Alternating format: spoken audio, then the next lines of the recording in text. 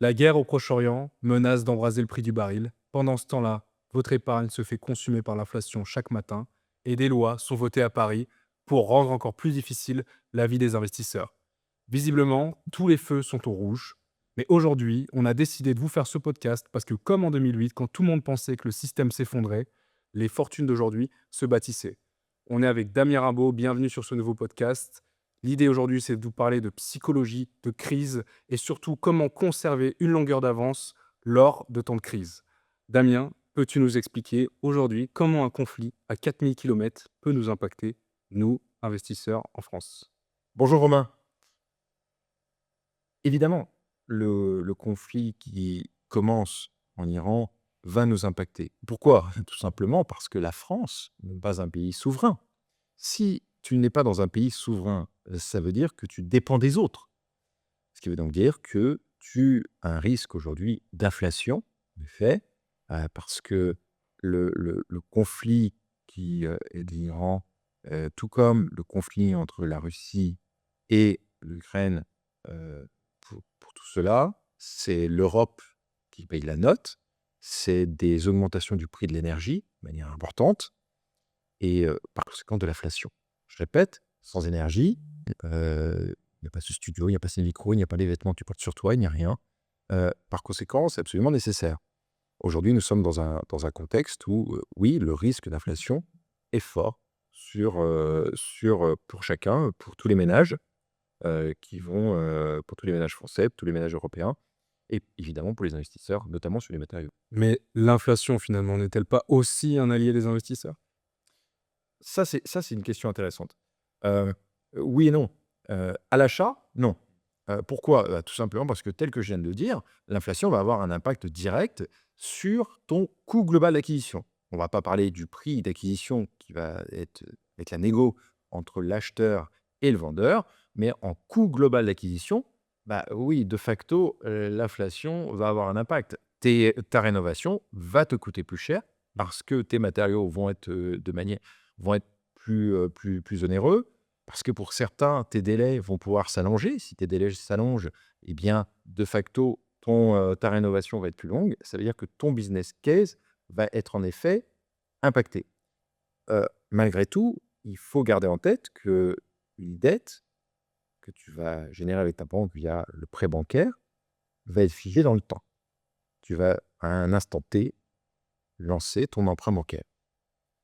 En face de cette, mensualité, tous les mois, tu vas payer ton emprunt bancaire, tu vas rajouter, heu, tu vas générer un loyer que tu vas mettre ton bien en location, que ce soit un loyer avec des revenus commerciaux, que ce soit, un loyer pour personnes physiques, X ou Y. Heu, Ces loyers vont être assujettis à une clause de révision, que ce soit l'IRL pour l'indice de révision des loyers, que ce soit l'ILC pour les loyers commerciaux. Tu vas avoir possibilité de réviser ton loyer. Cette formule de révision, elle est basée sur l'inflation. Les salaires en France ne sont pas basés sur l'inflation. Ce qui veut dire que, je te rejoins sur ce que tu disais au démarrage, l'infla les ménages français vont donc subir l'inflation. Par contre, à l'inverse, les loyers que tu vas mettre en place, eux, ne vont pas le subir. Ils vont pouvoir être revus annuellement et ainsi augmenter et donc suivre cette inflation. Mmh. Par conséquent, ils ne vont pas le subir, mais versus la dette que tu auras, elle, figée dans le temps, bah, c'est plutôt intéressant. Ce qui veut donc dire qu'on pourrait dire que l'inflation est aussi un allié de l'investisseur. D'accord.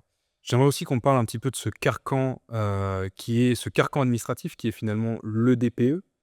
Qu'est-ce que tu penses un petit peu de ce filtre? Moi, c'est un petit peu comme ça que je le considère, qui a aussi pour rôle, en fait, de filtrer, le différents niveaux de transactions sur le marché immobilier. Parce qu'on voit bien que depuis que ces normes ont été mises en place, le niveau de transaction a drastiquement baissé. Parce qu'aujourd'hui, la note associée à un bien, par conséquent, peut engendrer des frais, qui peuvent être colossaux. On le sait parce que tu as une petite histoire personnelle aussi, récemment sur un bien, qui était fui pour certains par certains investisseurs que tu as complètement réhabilité. Qu'est-ce que tu peux nous dire un petit peu aujourd'hui sur ce cas sur ce carcan administratif? Je dirais simplement que le DPE est juste une contrainte supplémentaire, telle que nous en avons depuis X temps. Heu, le DPE, c'est quoi? C'est de dire: les biens qui vont avoir une moins bonne notation, ceux qui sont classés G, puis ceux qui sont classés F et cetera, ces biens-là, on ne va pas pouvoir les louer tels que nous le voulons et la vente va être beaucoup plus contrainte. Voilà, c'est ce que ça veut dire. C'est encore une fois une contrainte supplémentaire. Mais il n'y a pas que celle-là. Heu, finalement, lorsque, la taxe d'habitation a été supprimée, qu'est-ce qui s'est passé? C'est passé que les taxes foncières ont très largement augmenté, de manière très, très importante. C'est une contrainte supplémentaire. Encore une fois, tout ça est supporté par les investisseurs. On peut aller beaucoup plus loin, encore plus loin que ça. Ce qu'on appelle dans le jargon les frais de notaire, qui sont des frais d'acquisition en vérité, parce que je trouve que les mots ont un sens et quand la plupart des investisseurs parlent de frais de notaire, non, ce sont des frais d'acquisition. Sur cette quote-part de frais d'acquisition, on parle de à peu près 7,5 suivant les transactions. Ça peut être moins suivant certaines transactions, si on achète dans le neuf ou autre. Mais globalement, sur ces frais d'acquisition, il y en a qu'une petite quote-part qui revient au notaire. On parle d'1%, 1,5 %. Le reste, ce sont des taxes. Donc, on a multiplié les taxes, on a contraint encore plus, on a rajouté une charge administrative qui, en effet, contraint le marché. Je trouve que c'est assez contre-productif, on va pas se le cacher. Fut un temps, on avait, l'administration du président Sarkozy avait décidé que pour, l'impôt, sur la plus-value, heu, la durée de détention du bien pour être exonéré de cet impôt était moins importante. On parlait d'une quinzaine d'années, globalement. Hem, c'était, je trouvais, plutôt une démarche intéressante. Pourquoi? Parce qu'aujourd'hui, pour être complètement exonéré, de l'impôt sur la plus-value, il faut détenir un bien pendant plus de 30 ans. C'est long. Ça veut dire ça veut dire que si vous avez, toujours plus de contraintes, vous avez des biens qui ne tournent pas. Vous avez un parc immobilier qui va vieillir. Si votre parc immobilier, il vieillit, par conséquent, vous avez, des biens qui ne vont pas forcément être rénovés. Pourquoi? Parce que ce sont des personnes qui ne vont pas forcément avoir les moyens et le budget pour rénover ces biens-là. Et lorsque vous rajoutez des contraintes DPE et autres, ils n'ont pas forcément les moyens donc de suivre et de faire ces rénovations énergétiques. À l'inverse, si vous aidez à l'acquisition, si vous réduisez la charge en termes de taxes, telle que cette administration l'avait présenté, ce que je trouvais intéressant, c'est que ça poussait les gens à vendre leurs biens, ça en poussait d'autres à réinvestir, et cetera. Et lorsque vous faites l'acquisition d'un bien, eh bien souvent, donc vous avez un budget pour la rénovation du bien, et cetera, et puis vous avez l'énergie pour. Quand vous achetez un nouveau bien, vous avez beaucoup d'idées, vous avez l'énergie, vous avez le budget parce que vous l'avez par moment inclus également dans votre prêt bancaire, vous avez anticipé les choses et là, votre bien va pouvoir être rénové énergétiquement, donc c'est plutôt intéressant. Vous allez faire des travaux, donc vous allez générer de la TVA, donc c'est intéressant et en plus, vous allez faire l'acquisition, donc qui dit acquisition dit recette pour l'État également. Donc je pense que mon avis, c'est qu'on devrait un peu, heu, voilà, laisser faire les investisseurs immobiliers, leur permettre d'acheter peut-être un peu plus facilement, d'arrêter de vouloir continuer à taxer ou à surtaxer et de leur permettre en effet de pouvoir faire tourner le parc immobilier. Plus le parc va tourner, plus il va s'améliorer énergétiquement, plus il va être rénové, il va être intéressant et encore une fois, chaque acquisition, il y a des recettes qui vont rentrer dans la poche de l'État. Je pense que le grand sujet de cette épée de Damoclès qui est le DPE, finalement, c'est de se dire: «OK, aujourd'hui, je rénove un bien, qui est, classé D pour le faire passer en A. Mais est-ce que je suis à l'abri de toutes les éventuelles futures crises ou nouvelles lois, qui risquent d'être votées, à l'Assemblée?» Et c'est vraiment la question qu'on se pose aujourd'hui, c'est de savoir, finalement, qu'est-ce qui nous attend en plus, après? Est-ce qu'on est sécurisé lorsqu'on fait la rénovation d'un bien, complète, énergétiquement parlant? Je pense que lorsqu'on fait la rénovation d'un bien d'un point de vue énergétique, avant tout, il faut le faire pour soi, enfin, pour le bien. Soit pour ses locataires, soit pour soi, et cetera. C'est une nécessité. Pourquoi? Parce que vous allez limiter votre consommation, vous allez donc améliorer, vous allez apporter un certain confort. Donc, quoi qu'il arrive, c'est une amélioration qui est nécessaire. Après de dire: «Est-ce que ça nous met à l'abri, de nouvelles contraintes qu'apporterait l'État?» Bien entendu, non. On ne sait pas ce qui sera proposé dans les prochaines années. Heu, on va en parler également. Il n'y a pas eu de loi fiscale de nouvelles lois fiscales au niveau de l'immobilier. Ce qui veut dire aussi qu'il y a un certain nombre de personnes qui se sont dit: «Bah, finalement, s'il n'y a pas d'avantage fiscal, je ne vais pas investir dans l'immobilier». Par conséquent, il y a un parc en effet qui tourne peu, tel que je l'ai dit tout à l'heure. Donc je pense qu'il va falloir attendre, au-delà de 2027, voir un prochain gouvernement pourrait nous proposer d'un point de vue immobilier. Je pense qu'une nouvelle réforme en effet, au niveau de l'immobilier pourrait relancer une certaine activité, pourrait permettre aux investisseurs d'investir plus aisément sur un certain nombre de produits. OK, très bien.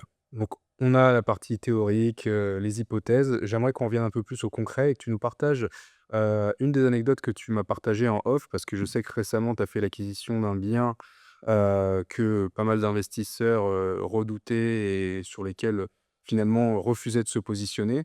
Tu t'es armé de patience pour faire l'acquisition de ce bien et tu as réussi finalement à faire financer quasiment l'intégralité des travaux par le vendeur. Alors c'est vrai, c'est gentil, mais c'est vrai et c'est pas vrai.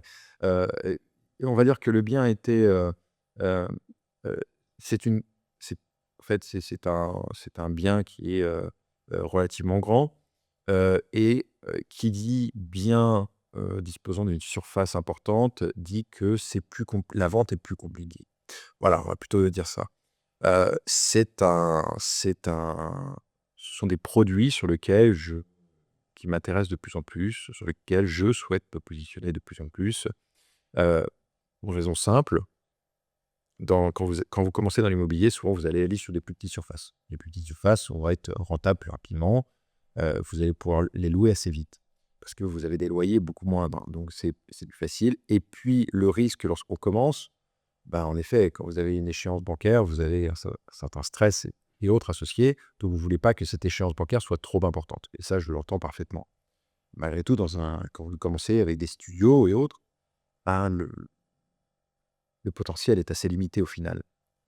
Lorsque vous allez investir dans des plus grandes surfaces, vous avez toujours la possibilité de faire beaucoup de choses. L'avantage des grandes surfaces, c'est que nous allons pouvoir en effet, suivant la destination du bien, aller sur une destination commerciale, faire un local commercial, un local professionnel, s'engager vers, une découpe, tout simplement, une redécoupe du bien, mais également possibilité de faire des colocations. Je pense qu'en effet les colocations, il y a certains styles de colocation qui fonctionnent très, très bien avec des espaces bureaux et autres. Je trouve extrêmement pertinentes, très intéressantes pour, un certain nombre de locataires potentiels, et qui fonctionnent plutôt bien. Donc il y a plein de possibilités différentes quand vous avez des grandes surfaces, alors qu'à l'inverse, une petite, il y en a pas. Mais il est clair que c'est une acquisition qui, a été assez longue pour le vendeur, heu, donc je regrette pour lui, mais tant mieux pour moi parce que ça m'a permis de renégocier le bien, de prendre mon temps, Mmh. et de mettre le vendeur face aux réalités. Je pense qu'il y a les vendeurs sont tout à fait en capacité de comprendre la réalité du marché et la réalité des contraintes que les investisseurs rencontrent et en effet, avec des matériaux qui augmentent et chemin faisant, nous avons réussi à nous mettre d'accord et en effet, il y a une grosse négo qui a été faite, sur ce bien. Donc je n'en suis pas peu fier. Toi, tu as pris le parti, du coup, si je comprends bien aujourd'hui, sur tes investissements, de t'orienter, sur des grandes surfaces plutôt que sur des petites surfaces. Est-ce qu'aujourd'hui, ça représente la majorité de tes nouveaux investissements et de tes futurs investissements? Ou est-ce que tu continues à investir sur des petits produits, type studio, T2, Alors, comment tu dans les studios T2, ce ne sont pas forcément des produits qui vont m'intéresser aujourd'hui directement. Je vais être très franc, je ne recherche pas un investissement particulier aujourd'hui, je recherche plutôt des opportunités, en termes de prix et autres et c'est là où le contexte est intéressant.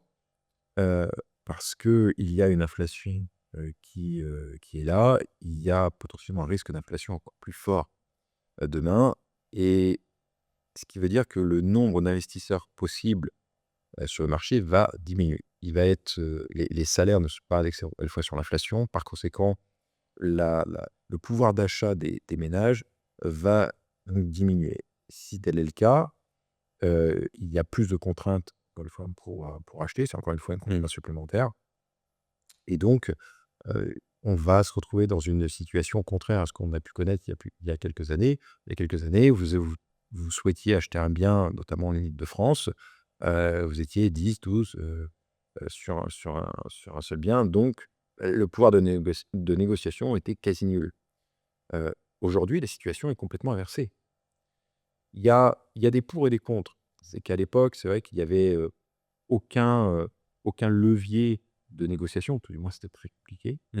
C'est la raison pour laquelle on a eu des prix qui sont devenus assez affolants dans certaines régions de France, mais vous achetiez à 1 des fois moins d'1. C'était plutôt intéressant. Aujourd'hui, on parle d'argent gratuit. Heu, Actuellement, aujourd'hui, on est dans une situation complètement différente. On va acheter à 3, 3,5 voire plus, dans certaines conditions. Donc c'est pas du tout la même chose. C'est la raison pour laquelle il est plus qu'important de travailler en coût global d'acquisition et de vraiment négocier son prix d'achat. Il y a un renversement de situation où l'acheteur a un vrai pouvoir de négociation et je pense que mener une négociation, en toute transparence aussi avec le vendeur est quelque chose qui peut tout à fait se faire, qui peut se construire à 2. De toute façon, c'est un échange, c'est une discussion. Heu, mais c'est ce que j'ai fait lors de ma récente acquisition, en effet, où j'ai été très transparent avec le vendeur. On a réussi à trouver un terrain d'entente. Oui, on constate aujourd'hui clairement qu'on est sur un marché plutôt d'acquéreurs. Bien sûr. Donc, dans ces conditions-là, quelles sont selon toi les armes et les outils qui sont à la disposition des acquéreurs dans leurs négociations? En fait, il ne faut pas se limiter à un seul bien.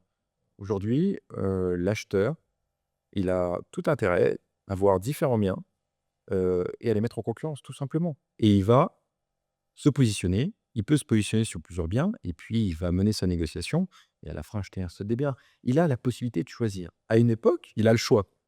il a la possibilité de choisir, tout à fait. À une époque, c'était pas le cas. Comme je le disais tout à l'heure, c'est si tu as 10 ou 12 personnes qui viennent faire la visite avec toi, qui sont et que toutes ces personnes-là sont intéressées pour faire un investissement locatif, tu vas avoir du mal à négocier, à te positionner et cetera.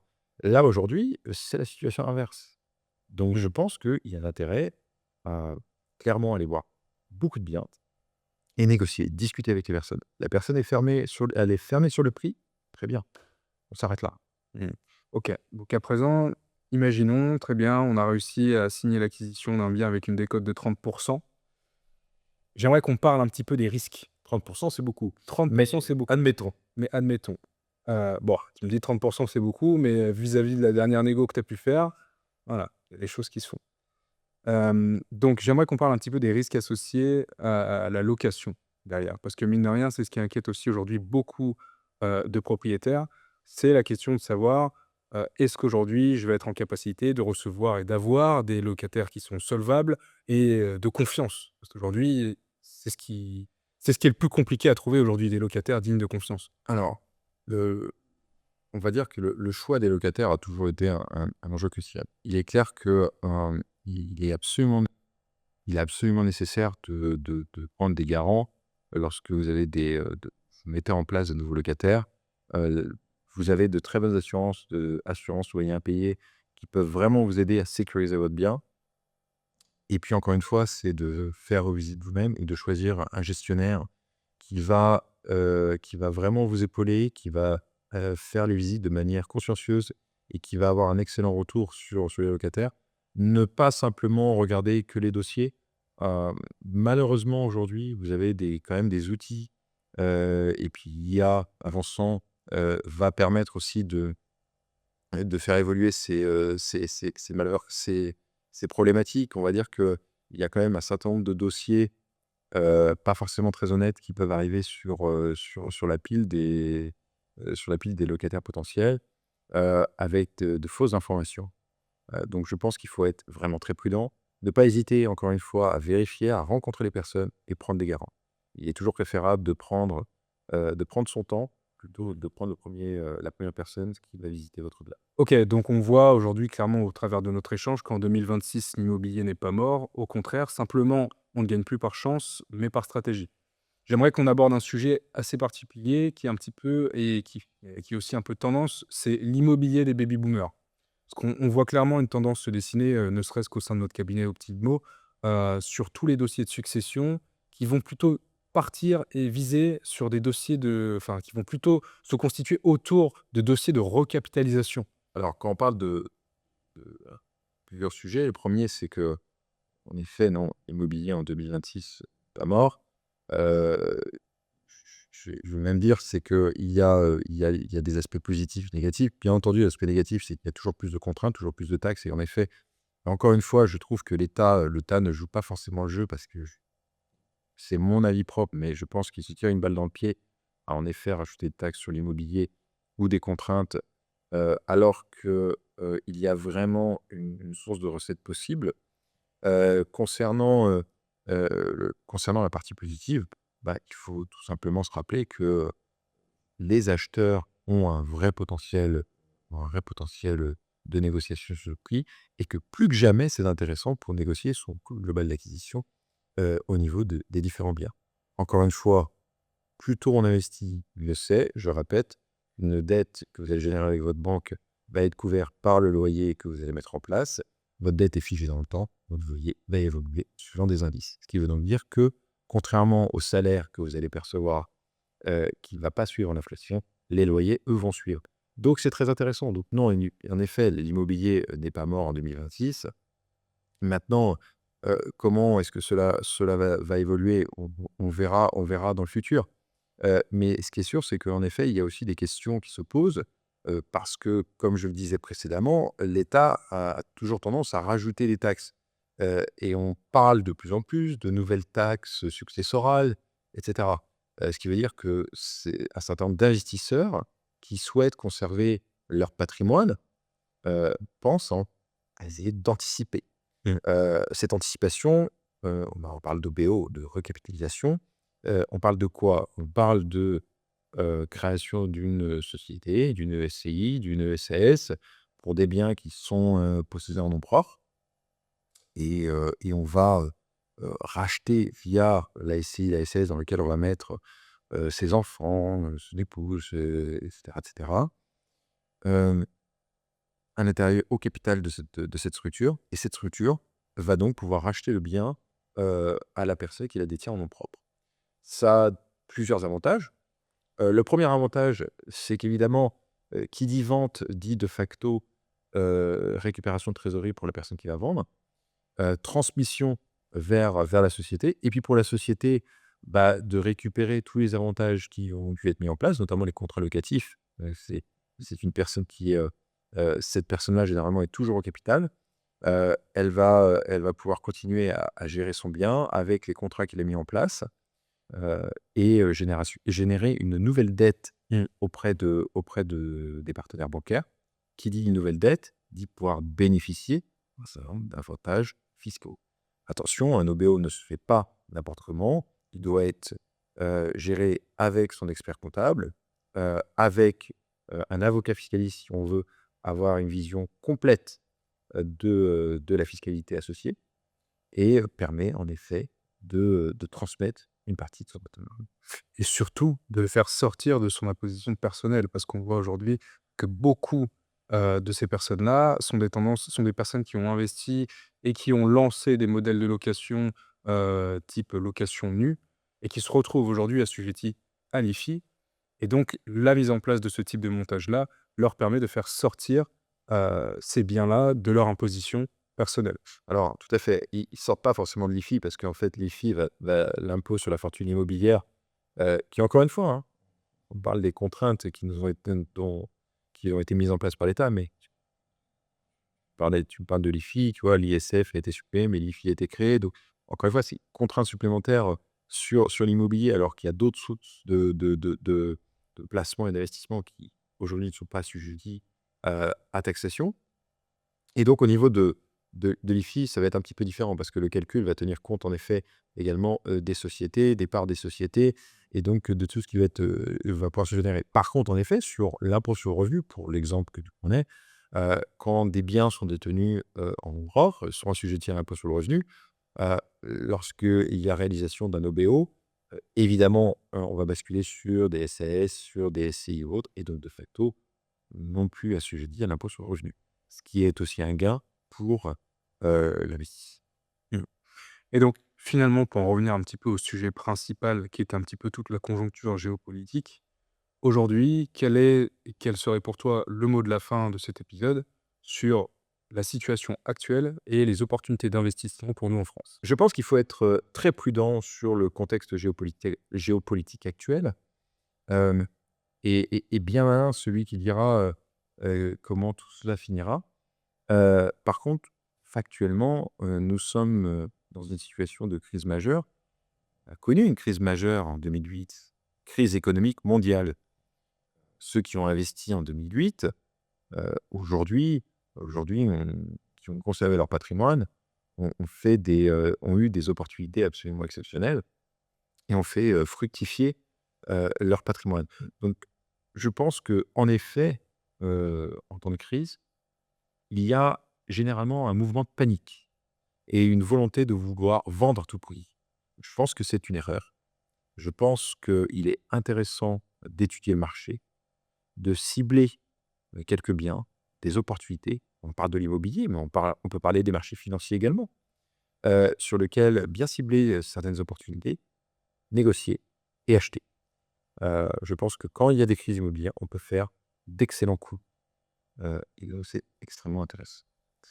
Maintenant, il faut tenir compte que les matériaux, en effet, vont avoir un impact sur vos rénovations, que les coûts vont forcément augmenter. Donc, ne pas se concentrer uniquement sur le prix d'achat, mais regarder quel va être le prix d'achat, regarder quel va être le montant des frais d'acquisition, regarder quel va être le montant total de vos frais de rénovation, bien encadrer les devis que vous allez recevoir de vos artisans et s'assurer qu'ils seront toujours valables lorsque vous allez commencer les rénovations.